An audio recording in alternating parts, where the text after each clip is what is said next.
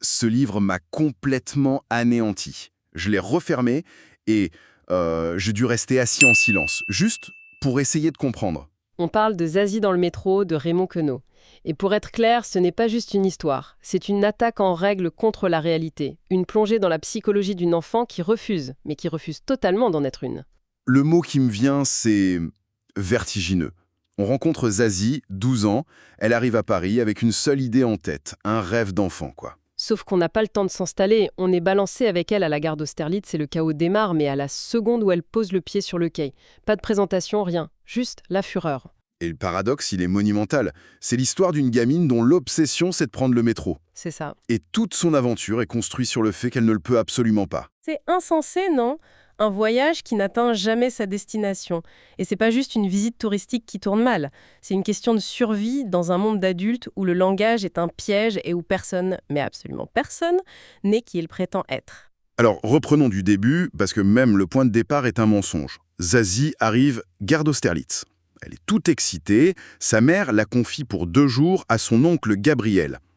Et son but ultime, son Graal, Le métro. le métro. Et paf, première page, premier mur, grève. Le titre du livre est déjà une promesse brisée. C'est Queneau qui nous dit « Attention, n'ayez aucune attente, tout ce que vous croyez savoir va être détruit ». La désillusion, elle est immédiate. Du coup, elle se retrouve dans le taxi de Charles, qui est un ami de son oncle Gabriel. Gabriel, lui, c'est un colosse, un géant. On se dit, voilà, c'est la force tranquille, le protecteur. Oui, on a cette impression au début, et pour la consoler, il décide de lui faire un tour de Paris, en voiture. Sauf que ce n'est pas le vrai Paris qu'il lui montre. C'est un Paris inventé, déformé. Ils passent devant le Panthéon et lui disent « Voilà la gare de Lyon ». C'est fou. Ils pointent les Invalides en affirmant que c'est la Sainte-Chapelle. Ce n'est pas juste une erreur, c'est une déclaration d'intention. Le monde des adultes est un mensonge permanent, voilà. Mais ce qui est le plus frappant, je trouve, au-delà des lieux, c'est la langue. Ça ne sonne pas comme un livre. Les personnages parlent bizarrement. Les mots sont tordus, contractés. J'ai l'impression de lire une partition, pas un texte. Ah mais c'est la plus grande innovation du livre et peut-être une des plus grandes du roman français du XXe siècle. Queneau a théorisé ce qu'il appelait le néo-français. Pour lui, le français écrit était une langue morte, complètement déconnectée de comment les gens parlent vraiment. D'accord. Il a donc décidé d'écrire comme les gens parlent, avec les élisions, les déformations, l'argot, tout ça. Tu as un exemple concret en tête ? Le plus célèbre, c'est D'où qui pue donc tant. C'est un personnage qui en sent un autre et qui veut dire d'où est-ce qu'il pue donc tant. Au lieu de la phrase correcte mais artificielle, il la contracte en un seul mot. Un mot phonétique, explosif. Il ne décrit pas seulement un monde chaotique, il le construit avec une langue qui est elle-même un chaos vivant.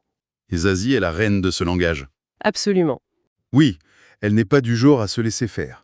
Elle a un mot à la bouche tout le temps, mon cul. C'est sa ponctuation, sa réponse à tout ce qui la dérange. Et face à ce pari mensonger, elle s'ennuie et elle décide que l'aventure, elle va se la créer elle-même. Elle fugue. Et c'est là qu'on bascule. Seule dans la ville, elle se retrouve au marché aux puces. Un homme l'aborde, un type à l'allure un peu louche qui lui offre un jean.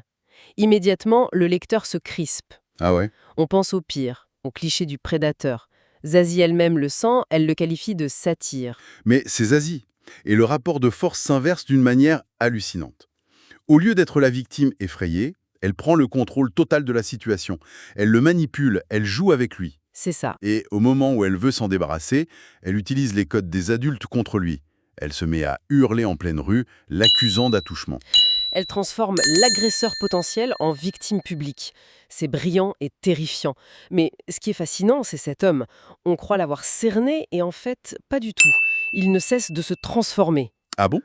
Il se présente d'abord comme Pedro Surplus, puis il devient Trouscaillon, un policier en civil, et plus tard on le retrouve sous le nom de l'inspecteur Bertin Poiret. Attends, c'est la même personne ? Est-ce que c'est un pervers, un flic, un comédien ?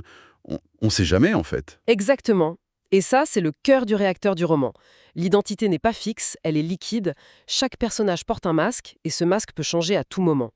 Trouscaillon est l'incarnation la plus évidente de cette idée, mais il est loin d'être le seul. Et cette instabilité, elle touche aussi la famille qui accueille Zazie, à commencer par l'oncle Gabriel.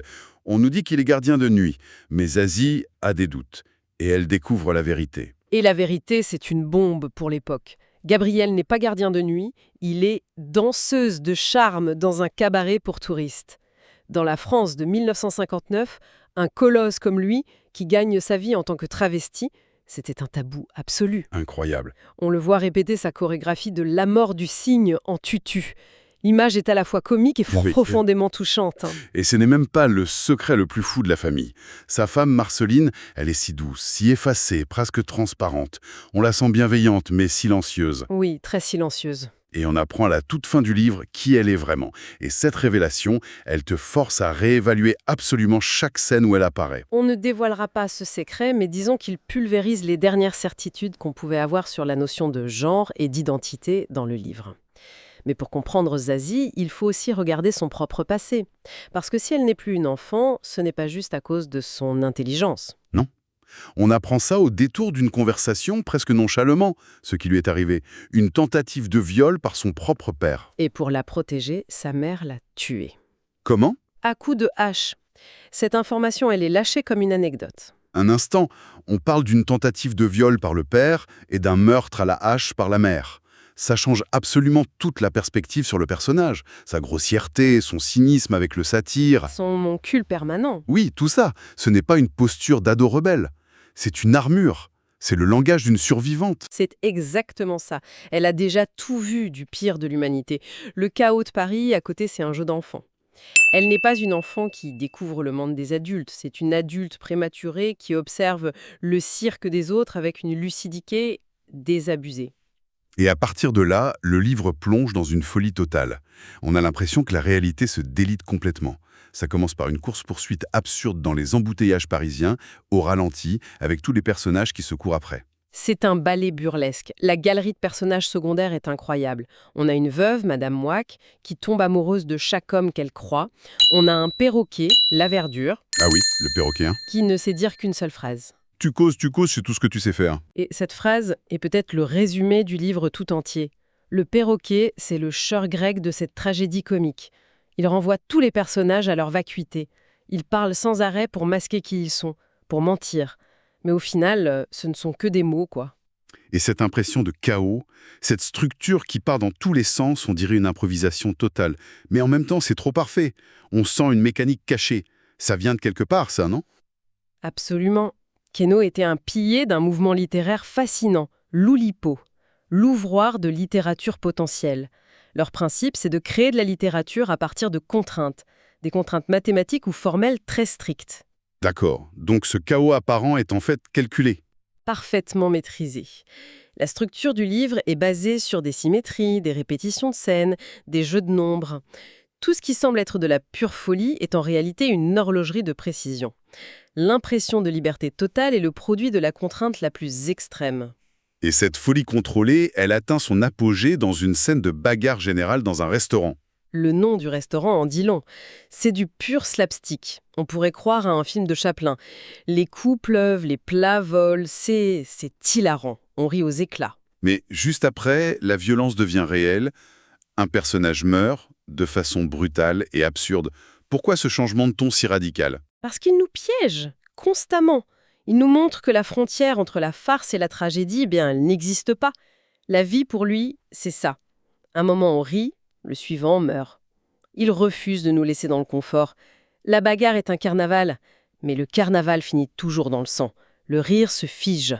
Après cette nuit de chaos absolu, le petit groupe de survivants, Zazie, Gabriel et les autres, est en fuite. Ils s'échappent par un monte-charge, puis ils descendent dans les égouts de Paris.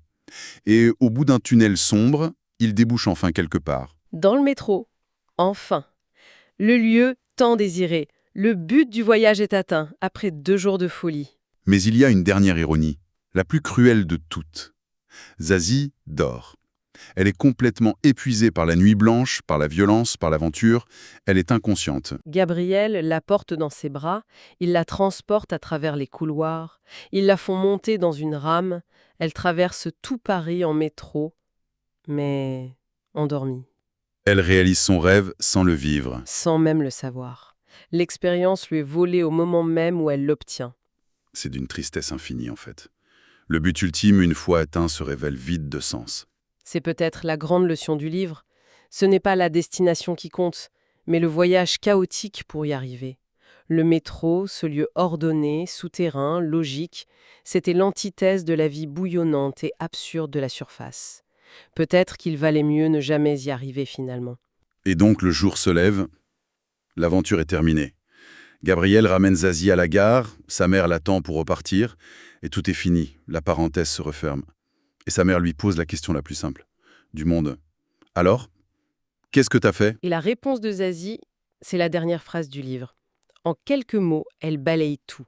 Le chaos, la violence, les mensonges. Cette gamine gouilleuse qui a passé 2 jours à dire mon cul, elle livre une réplique d'une profondeur philosophique, sidérante. Une phrase qui ne décrit rien de ce qu'elle a vu. Elle ne raconte pas la bagarre, ni le travesti, ni le métro. Elle dit ce qui s'est passé, à l'intérieur d'elle. Et quand on lit cette phrase, la seule chose qu'on a envie de faire, c'est tout relire. La question finale que le livre pose, c'est celle que Zazie formule à sa manière. Qu'est-ce qu'on apprend vraiment quand on traverse un monde où les mots mentent, où les identités sont fausses? Zazie donne sa réponse, et elle nous laisse avec cette interrogation vertigineuse. Après avoir vu tout ça, qu'est-ce que ça veut dire, vieillir? Tiens, justement, ça me fait penser, j'ai une bonne nouvelle pour vous qui nous écoutez. Ce livre est disponible sur Audible et vous pouvez le récupérer gratuitement en cliquant sur le premier lien dans la description. L'idée, c'est vraiment des narrations très immersives. Une narration professionnelle, bien incarnée, ça change absolument tout. La personne ne fait pas que lire, elle interprète, elle donne vie au texte. Ah tiens, super, en plus de la vidéo, il y a un livre audio. Si on veut juste le livre, le lien pour récupérer votre livre audio se trouve dans la description de la vidéo. Si vous avez apprécié le contenu, n'hésitez pas à laisser un petit pouce en l'air et à vous abonner à notre chaîne YouTube pour ne rien manquer des prochaines vidéos. Pour ma part, je vous donne rendez-vous très bientôt pour une prochaine vidéo. En attendant, je vous souhaite une excellente fin de journée ou une agréable soirée et à très vite.